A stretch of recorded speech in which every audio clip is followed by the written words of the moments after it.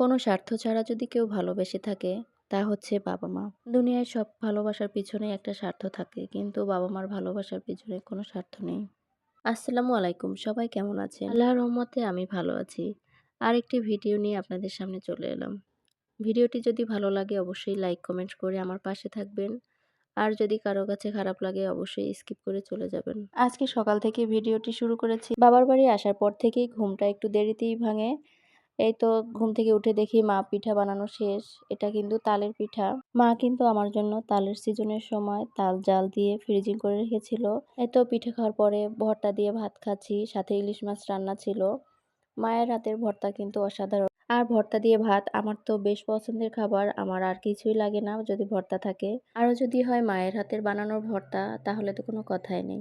এদিকে দেখেন আমার বাচ্চাটা কি করছে গ্রামে এসে এই ধান নাড়ছে। ও আসলে এগুলো নিয়ে সারাদিন থাকে। আর আমি ওকে তেমন কিছু বলি না। কারণ গ্রামে এসেছে ও ওর মতো থাক।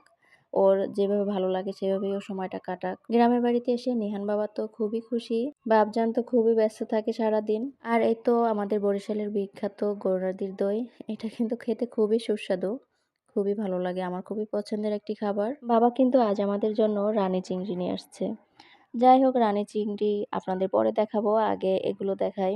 দেখেন এগুলো কিন্তু বেশ বড় ছিল চিংড়ি। আসলে ভিডিওতে সেরকমভাবে বড়টা বোঝা যাচ্ছে না। মা যেহেতু রান্না করছে আমি ভাবলাম এদিকে মাছগুলো বেছে রাখি।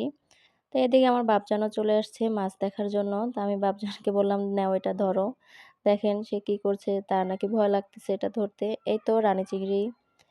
আমি এটাকে মাকে দেখাচ্ছি বলি, "দেখো এটা রানী চিংড়ি।" আসলে এটা কালার দেখেই আমি মজা করে বললাম এটা রানী চিংড়ি। আর এদিকে মা মুরগি রান্না করছে। আর এই মুরগিটা কিন্তু খুবই খেতে স্পেশাল হয়েছে। আর এটা কিন্তু আমাদের নিজেদের একদম পালা মুরগি, যেটাকে বলে দেশি মুরগি।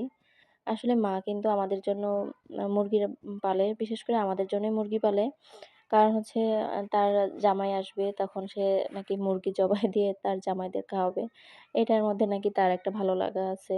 আর তার নাতিদের হচ্ছে মুরগির ডিম খাওয়াবে, দেশি মুরগির ডিম যেটাকে বলে। আসলে বাবা-মারা এমনই হয়, তাদের ভালোবাসার কথা বলে শেষ হবে না। শুরুতেই আমি যেই কথাটি বলেছিলাম, বাবা-মার ভালোবাসায় কোনো স্বার্থ নেই। আসলে কথাটি কিন্তু একদম বাস্তব। আমাদের জীবনে কিন্তু এমন অনেক প্রিয় মানুষ আছে যাদের স্বার্থ ফুরিয়ে গেলেই তাদের আসল রূপটা দেখতে পারি আমরা। কিন্তু একমাত্র বাবা-মাই কিন্তু স্বার্থ ছাড়া আমাদের পাশে থাকে। আমাদেরকে ভালোবাসে, আমাদেরকে সাপোর্ট করে। পৃথিবীর সকল বাবা-মার প্রতি অনেক শ্রদ্ধা ও ভালোবাসা, দোয়া রইল। যাই হোক আজকের মতো এখানেই বিদায় নিচ্ছি। আমার ভিডিওটি যারা সম্পূর্ণ দেখেছেন সবাইকে অসংখ্য ধন্যবাদ। আমার জন্য, আমার পরিবারের জন্য, আমার বাবা-মার জন্য সবাই বেশি, বেশি দোয়া করবেন। আর সবার জন্য অনেক, অনেক শুভকামনা ও ভালোবাসা রইল। আল্লাহ হাফেজ।